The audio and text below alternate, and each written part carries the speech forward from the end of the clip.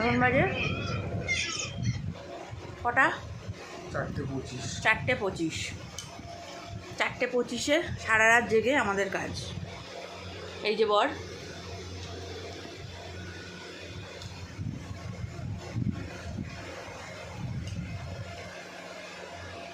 আজকে আমার এক টিচার আমাকে জিজ্ঞেস করেছিল আমরা সারা রাত জেগে কী করি। আমরা সারা রাত জেগে এটা করি। আমরা সারা রাত জেগে দুজনের সাথে গল্প করি, দুজনে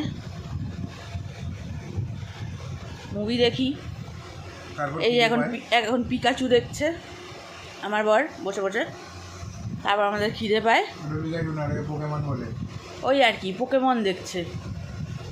ওই হলো, আমি পিকাচুকেই চিনি, আর কিছু চিনি না পোকেমনে। যাই হোক, স্নোরল্যাক্সকে তো চেনা উচিত ছিল। কী হয়েছে?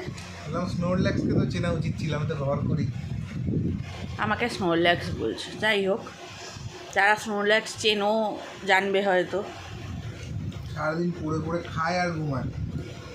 স্নোরল্যাক্স সারাদিন পড়ে পড়ে খায় আর ঘুমায়।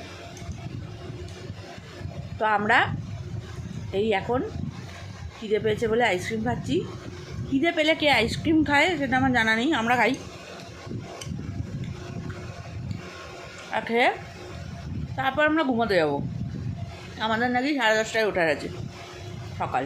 এখনও ঘুমাতে পারলাম না, 10:30টায় উঠবো। অফিস কল আছে ইম্পর্টেন্ট আমার বরের, নাকি ডেকে দিতে হবে, আমি জানি। এই যে তোমার কোনো বক্তব্য? 10:30টায় উঠতে পারবে? জানা নেই। আমার কাজ থাকলে আমি 2:30টার সময় ঘুমিয়ে 4:30টার সময় উঠে 5:30টার মধ্যে রেডি হয়ে দীঘার জন্য বেরিয়েছি। ভুলে গেছে, সবাইকে আমায় রাখতে হয়।